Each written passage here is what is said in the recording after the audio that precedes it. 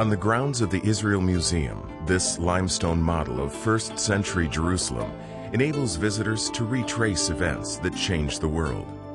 By merging this impressive model, built on a scale of 1 to 50, with the streets of modern Jerusalem, Mart DeHaan and Jimmy DeYoung will follow Jesus, event by event, place to place, to Easter Sunday and beyond. Behind the Easter story, retracing the footsteps of Jesus from his betrayal to his resurrection and disappearance in the sky on this day of discovery.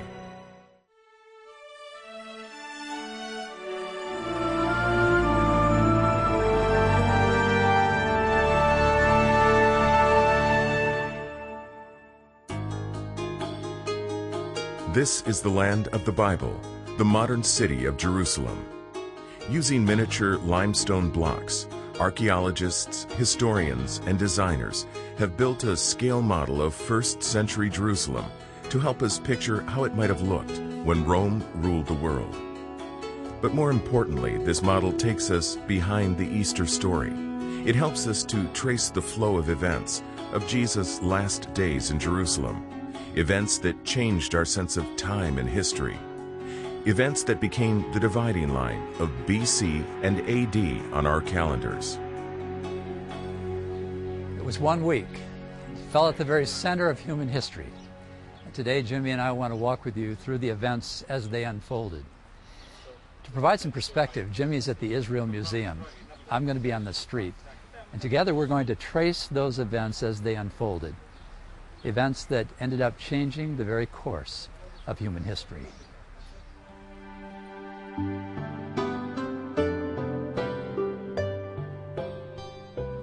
We're at the Israel Museum here in Jerusalem. It's a model of the city of Jerusalem 2,000 years ago, during the time of the Roman Empire, during the days of Jesus Christ. I'm technically on the top of the Mount of Olives from the position where I'm standing, overlooking the city, overlooking the temple complex itself there on the Temple Mount. Down below me, in the slopes of the Mount of Olives, would be the Garden of Gethsemane, where the soldiers would come as Jesus has been betrayed to take him to the mock trials. Here in the shadows of these olive trees, we can only imagine the darkness that surrounded Jesus as he thought and prayed about what those final hours would bring. Speaking to his disciples in the Garden of Gethsemane, Jesus said, "My soul is exceedingly sorrowful, even to death. Stay here and watch with me." He went a little farther and fell on his face and prayed, saying, "O my Father, if it is possible, let this cup pass from me. Nevertheless, not as I will, but as you will." Matthew chapter 26. After the arrest of Jesus there in the Garden of Gethsemane, the soldiers would take him back across the Kidron Valley, by the southern steps leading up into the temple, up to the upper city where those red-roofed homes are. He would take him to the home of Caiaphas, the high priest. Mart is in one of those locations that traditionally would be the home of Caiaphas to help us remember what happened that night.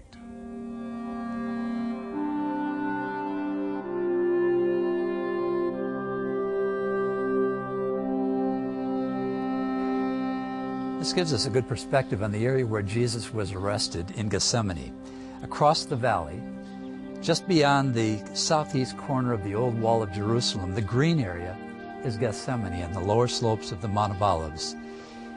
Here Jesus was arrested by the mob, by the guard attached to Caiaphas, the high priest. And together they led him back across the valley to some place in the upper part of the city here. And here a series of illegal trials and denials began. And they led Jesus away to the high priest, and with him were assembled all the chief priests, the elders, and the scribes. But Peter followed him at a distance, right into the courtyard of the high priest. And he sat with the servants and warmed himself at the fire. Mark chapter 14. These bronze statues represent an event that Jesus had predicted before his arrest. He had told his disciples that he would be taken and that all men would abandon him. Peter objected. He said, "Not me, Lord. I'll never leave you." And Jesus looked at him and said, "Peter, before the cock crows, before the rooster crows, you'll deny me 3 times." Well, Jesus was brought here to this part of the city. He was brought in before Caiaphas, the high priest. Peter was left outside.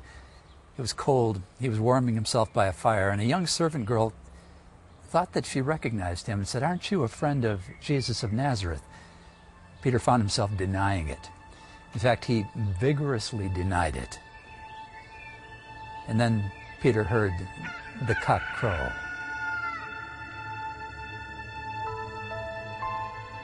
Now Peter sat outside in the courtyard, and a servant girl came to him, saying, "You also were with Jesus of Galilee." But he denied it before them all, saying, "I do not know what you are saying." And when he had gone out to the gateway, another girl saw him, and said to those who were there, "This fellow also was with Jesus of Nazareth." But again he denied with an oath, "I do not know the man." And a little later those who stood by came up and said to Peter, "Surely you also are one of them, for your speech betrays you." Then he began to curse and swear, saying, "I do not know the man." Immediately a rooster crowed. And Peter remembered the word of Jesus, who had said to him, "Before the rooster crows, you will deny me 3 times." So he went out and wept bitterly. Matthew chapter 26. That night and the following day, there were actually 6 mock trials of Jesus that took place. Now the chief priests and all the council sought testimony against Jesus to put him to death, but found none. For many bore false witness against him, but their testimonies did not agree. Then some rose up and bore false witness against him, saying, "We heard him say, 'I will destroy this temple made with hands, and within 3 days I will build another made without hands.' But not even then did their testimony agree. And the high priest stood up in the midst and asked Jesus, saying, 'Do you answer nothing? What is it these men testify against you?' But he kept silent and answered nothing. Again the high priest asked him, saying to him, 'Are you the Christ, the Son of the Blessed?'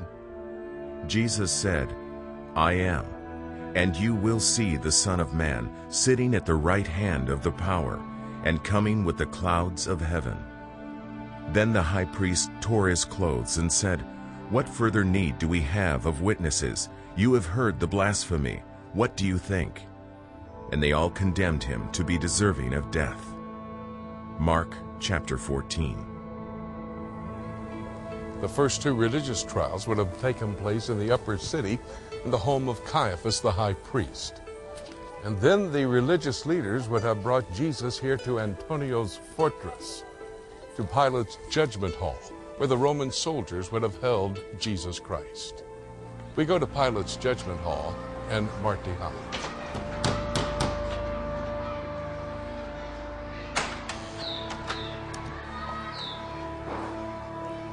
Over the centuries, Jerusalem has been rebuilt many times.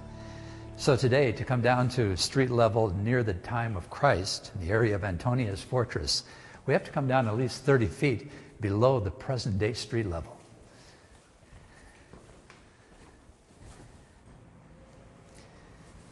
Here, let's take a closer look. These paving stones take us back near to the time of Jesus, and they reflect the Roman occupation. Archaeologists point out a game carved into the stone, the kind of game that the Roman soldiers would have played to pass time. In fact, we're told that the Roman soldiers cast lots for the clothing of Jesus. And together it reminds us of the kind of suffering that Jesus endured at their hands. Pilate took Jesus and scourged him, and the soldiers twisted a crown of thorns and put it on his head, and they put on him a purple robe. Then they said, "Hail, King of the Jews!" and they struck him with their hands. Pilate then went out again and said to them, "Behold, I am bringing him out to you, that you may know that I find no fault in him." Then Jesus came out wearing the crown of thorns and the purple robe, and Pilate said to them, "Behold the man." Therefore, when the chief priests and officers saw him, they cried out, saying, "Crucify him! Crucify him!" Pilate said to them, "You take him and crucify him, for I find no fault in him." John chapter 19. Many of us who have read the Gospels and historical accounts have found ourselves cringing at the injustice of the crucifixion of Jesus the innocent. But that cup of suffering would open the door to God's offer of salvation. Now try to imagine this model in the streets of Jerusalem, filled with people from Israel and beyond, celebrating the annual Jewish feast of Passover, or Pesach. It's from the context of this ancient holiday that Jesus reaches across the centuries to us. According to the New Testament, it would be by his own suffering and death that he became our Passover sacrifice. After being beaten by the Roman soldiers at Antonia's fortress, there at Pilate's judgment hall, the Roman soldiers would have given Jesus to the religious leaders, and they would have led him outside the wall of the city, through one of the 7 gates of the city, to the location of the crucifixion.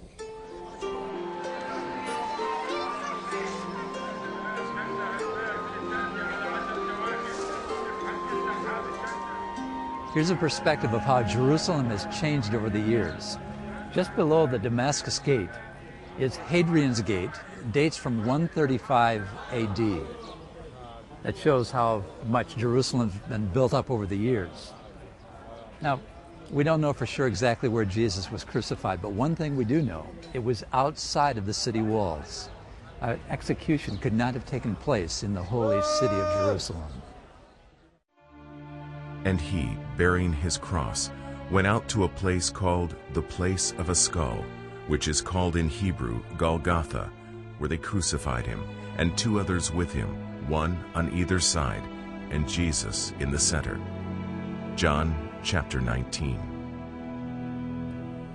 When we're trying to determine the location of the crucifixion of Jesus Christ, today there are 3 traditional sites.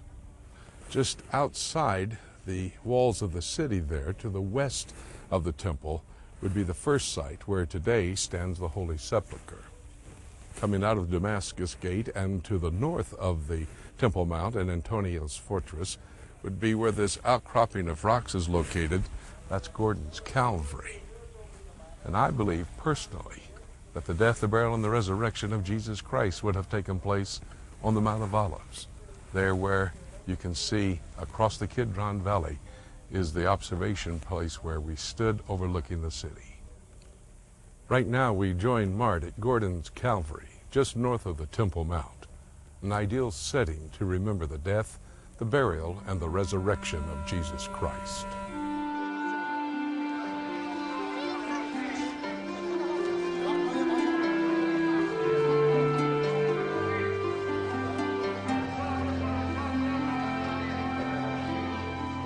When evening had come, there came a rich man from Arimathea named Joseph, who himself had also become a disciple of Jesus.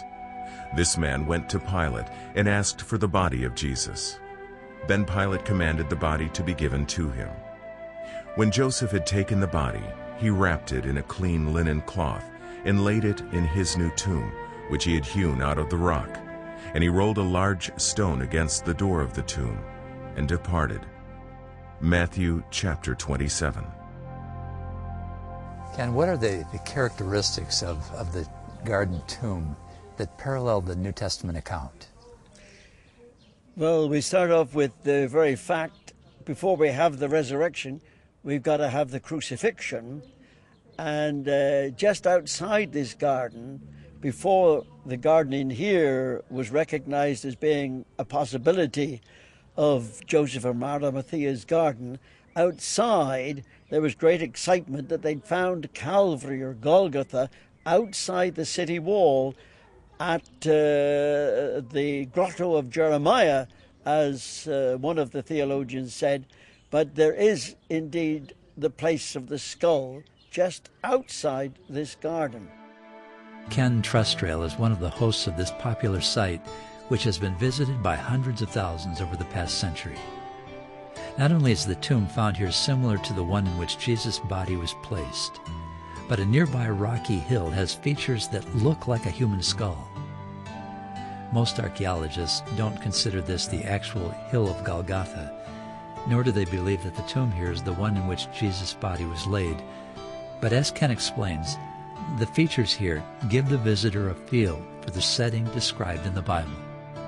So we've got in this place here evidence that it was a vineyard 2,000 years ago. The word the New Testament gives us as garden is either a citrus grove, an olive grove, or a vineyard. For sure, this was a vineyard. Joseph's vineyard? Could have been, we can't be sure. But we do know what the tomb was like, and this one matches the bill. For instance, it's got a rolling stone entrance, the only one in the area. The Bible speaks much of the rolling stone. It's got a large weeping or wailing chamber where the folk would mourn for the dead. Joseph was a rich man. He would have had a large weeping chamber. And then most interestingly of all, as far as I'm concerned, on the right-hand side of the entrance, we find the graves, and only one has been completed. And Mark in his Gospel says that Joseph gave to Jesus a new tomb, and he tells us that it was on the right that the angel was sitting. So it fits in. Everything is as it should be. This site is geographically in the right place, outside the city wall, north side of the Temple Mount, where the great and glorious sacrifice got to be made, and there's a garden here, a vineyard, and a tomb with all the right answers. So if it isn't the place it ought to be, but if it isn't the place, it's a brilliant visual aid. But the main thing of all is that death couldn't hold Jesus, that everyone who comes here and looks into this tomb sees the same thing, an empty tomb, because 2,000 years ago or so, Jesus broke the bonds of sin and death and hell and was raised victoriously from the dead. And the message of the garden is very simple. Because Jesus lives, we can live also. After the resurrection, Jesus Christ would appear with his disciples here in the city of Jerusalem and to a number of other people according to the Gospels and the first chapter of the book of Acts. He even traveled to the Galilee and there appeared before 500, the resurrected Jesus Christ.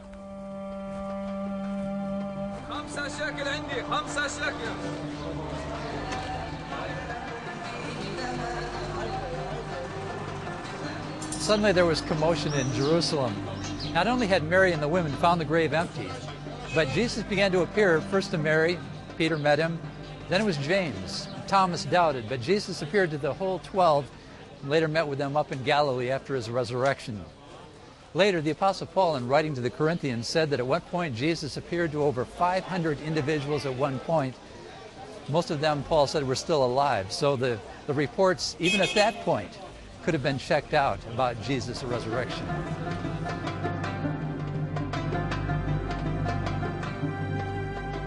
Moreover, brethren, I declare to you the gospel which I preached to you, which also you received and in which you stand, by which also you are saved, if you hold fast that word which I preached to you, unless you believed in vain. For I delivered to you first of all that which I also received, that Christ died for our sins according to the Scriptures, and that he was buried, and that he rose again the third day according to the Scriptures, and that he was seen by Cephas, then by the 12. After that he was seen by over 500 brethren at once, of whom the greater part remain to the present, but some have fallen asleep. After that he was seen by James, then by all the apostles. 1 Corinthians chapter 15. It's now 40 days after the resurrection, and following the appearances of Jesus before his disciples here in Jerusalem, and over 500 people in the Galilee, Jesus returns to Jerusalem, here to the Mount of Olives, which is represented by where I stand overlooking this model. At that point, Dr. Luke, in Acts chapter 1, tells us that Jesus Christ will leave this earth and go back to heaven. I'm going to join Mart now on the Mount of Olives.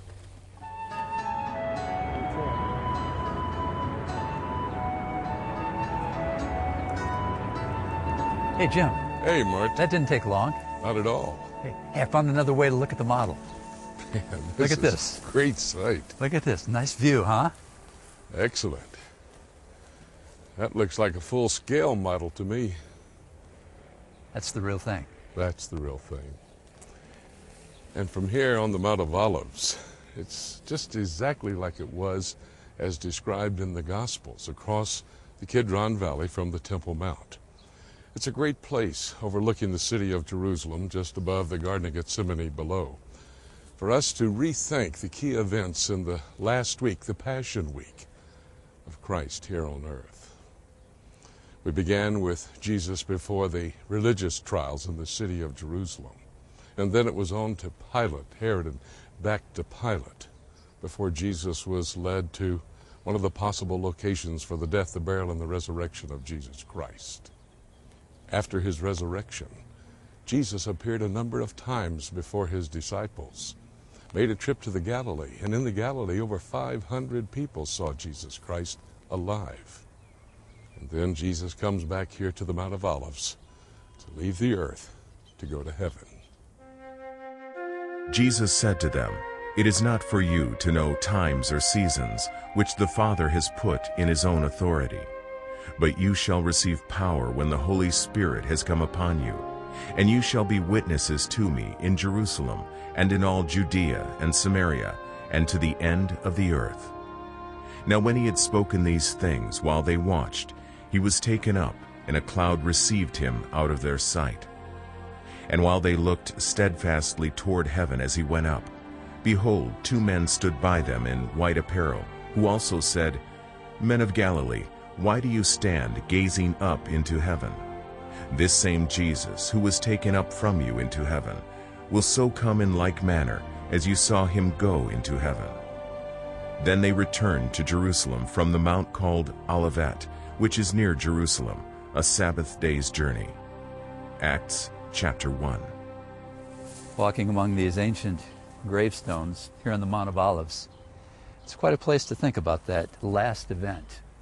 According to the Gospel writer Luke, Jesus actually transitioned physically and bodily in the very presence of his disciples. And that's what's so significant. It wasn't just one disciple. Can you imagine a man or a woman who comes back and says, "I saw him, he levitated, he went up before my eyes"? Now this happened before the disciples who had walked and lived with Jesus for 3 years. And it gave them reason to believe that all of this was such a fitting conclusion, along with the resurrection, a bodily resurrection from the dead. This ascension before their very eyes was such a fitting conclusion to these traumatic, terrible events of this week. And yet there's something else that would make it even a better conclusion. There's something that remains, and that's the decisions that you and I have to make as we think about these amazing events of this week. The question now is, how do we personally respond to what Jesus did? Do we believe the Gospel writers and the New Testament writers that this didn't just happen by accident? It was all part of the plan of a loving God who from eternity past planned these events for our sake, to give us a chance to believe, to give us a chance to bring our wrongs, our shortcomings, our sins to the very cross and to the resurrected Christ who did it all for us. Yeah, that's the part that remains. And a decision that says yes gives the best conclusion of all.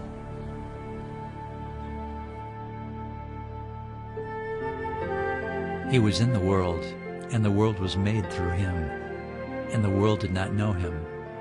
He came to his own, and his own did not receive him. But as many as received him, to them he gave the right to become children of God, even to those who believe in his name.